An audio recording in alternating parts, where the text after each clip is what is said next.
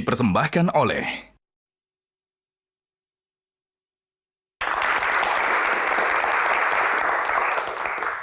Ya, terima kasih masih bersama Q&A, masih bersama Pak Menteri Hukum kita malam ini. Bapak, kita mau buka box lagi. Sekarang box nomor berapa? Dipersilakan.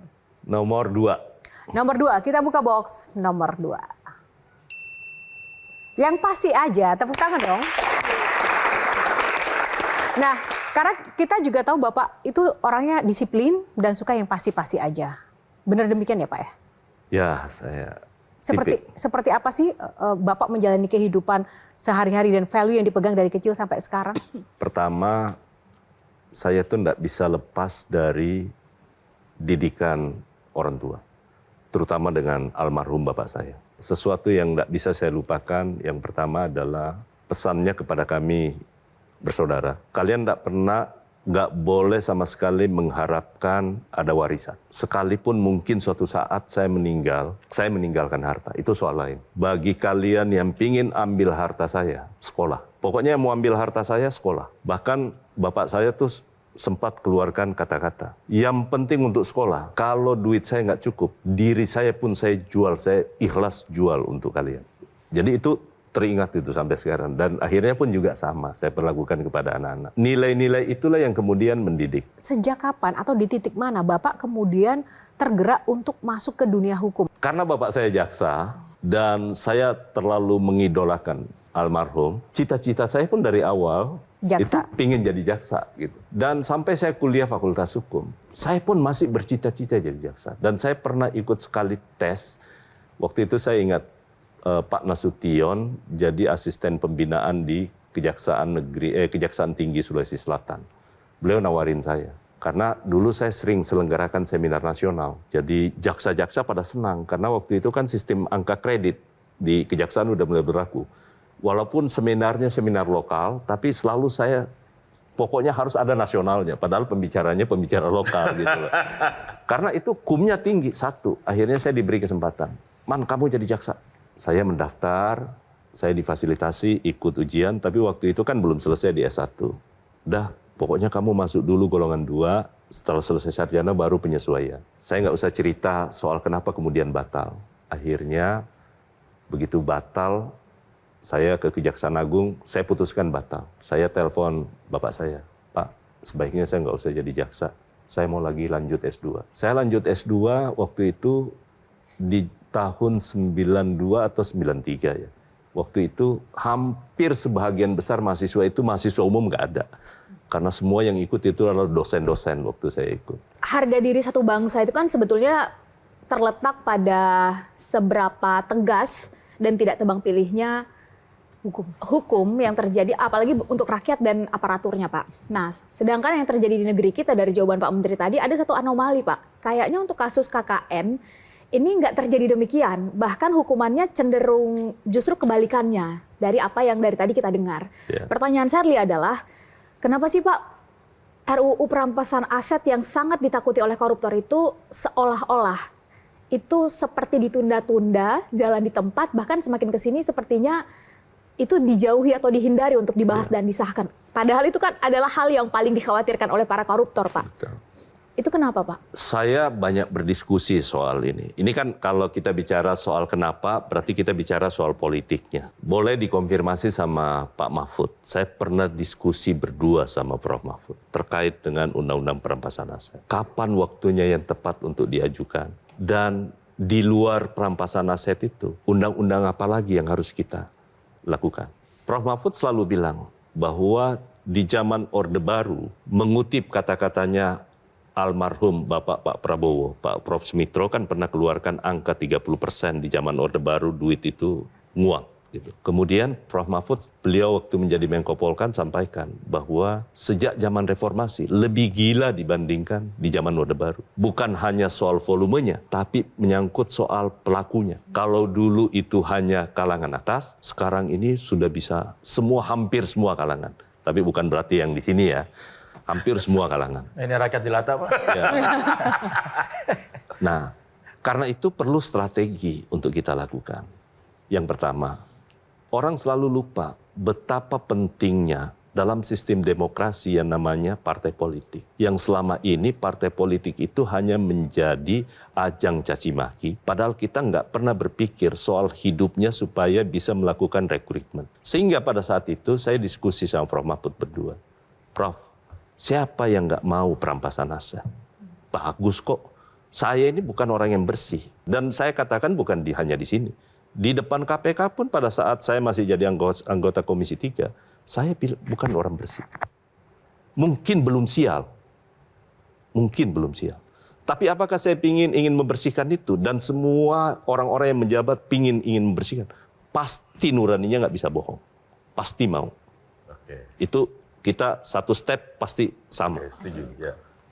Yang kedua, partai politik kalau nggak dipikirkan, kan kita harus berpikir pembatasan tindak pidana korupsi itu kita harus atasi dulu. Di pucuknya mana sih sebenarnya benangnya yang paling putus dan harus kita sambung. Partai politik, satu, dia tugasnya sangat mulia. Dia menciptakan pemimpin, tapi untuk menciptakan pemimpin, dia butuh kaderisasi. Kaderisasi, dia butuh pembiayaan. Sekarang pertanyaan saya, negara bertanggung jawab nggak terhadap pembiayaan partai politik? Partai politik manapun. Akhirnya partai politik mencari jalan yang pragmatis. Mencari funding di luar negara. Yang tentu pada akhirnya bisa menimbulkan kesepakatan-kesepakatan. Karena itu dulu saya mengusulkan. Di zaman Pak Abraham Samad menjadi ketua KPK, di hadapan rapat kerja dengan Komisi 3, karena waktu itu KPK begitu luar biasanya dipercaya. Saya sampaikan, Pak tolong buat kajian. Kalau masyarakat, kami yang buat kajian DPR, ataupun orang-orang di pemerintahan yang buat kajian, berapa sih yang layak negara bisa berikan kepada partai politik? Yang wajar, tetapi itu cukup. Jangan sampai memberi sesuatu yang nggak cukup, yang tidak ada gunanya. Nah karena itu, KPK akhirnya melakukan studi, mengeluarkanlah angka 10.000. Saya bertanya, 10.000 per satu suara. Kalau kayak seperti satu partai mendapat 10 juta, hanya mendapatkan 10.000 berarti kurang lebih 100 miliar. 100 miliar mau mencetak kaderisasi di seluruh Indonesia. Nggak akan mungkin pernah cukup. Sehingga dulu saya mengusulkan, Pak boleh nggak ya kita mengusulkan dari total APBN kita antara 0,5 sampai 1%. Kalau di politik ini sudah bisa kita bersihkan. Partai politik hitungan saya kalau itu bisa terjadi bisa mendapat angka 1 triliun. Apakah besar? Enggak besar. Dibandingkan dengan yang disampaikan tadi 30 plus yang lebih besar kan? Masa kita nggak mau pilih yang 1%? Kita sudah ketahui tadi dari penjelasan Bapak memang sistemnya juga masih belum bersih ya, belum mendukung partai politik sehingga dampaknya multiplier effect begitu ya. Atau jangan-jangan memang sengaja dibiarkan begitu karena ternyata dirasakan untuk mencari uang dari di luar negara ternyata bisa lebih bebas dan lebih banyak sehingga akhirnya tidak diubah-ubah tuh Pak, tidak segera dibersihkan sistemnya. Makanya saya katakan jangan buru-buru. Karena ini bukan persoalan yang sederhana yang seperti yang kita bayangkan. Pada Prof. Mahfud dulu saya sampaikan, Prof, tolong kita ajukan undang-undang satu paket, tetapi satu undang-undang perampasan aset. Ya. Kedua, pembatasan transaksi uang kartal. Yang ketiga, undang-undang partai politik. Ini harus satu paket kita ajukan. Kalau tidak diajukan tiga-tiganya, partai politik tidak mendapatkan porsi yang cukup untuk bisa mereka bergerak dan melahirkan kader-kader pemimpin bangsa. Ini nggak akan pernah jadi. Ini nggak akan pernah jadi.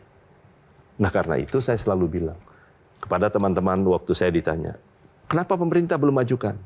Kami lakukan konsolidasi untuk bisa bertemu dengan semua partai-partai politik. Beri saya kesempatan.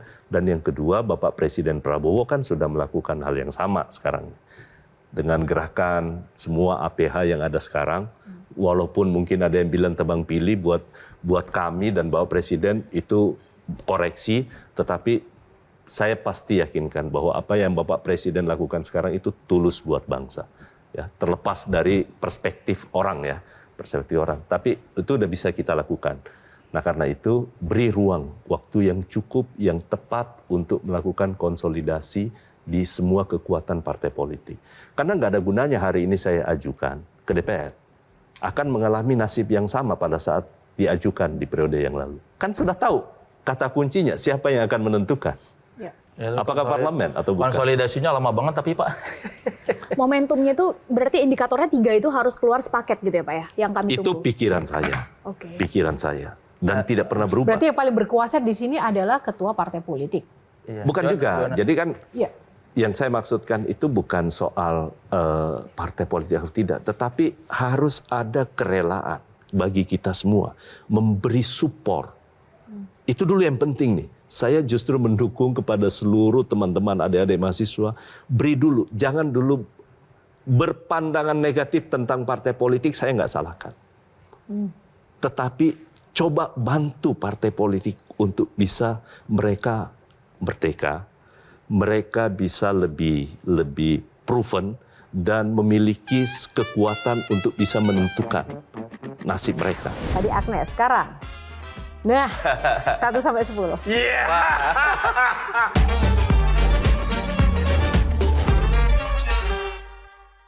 Dipersembahkan oleh Jelajahi cara baru mendapatkan informasi. Download Metro TV Extend sekarang.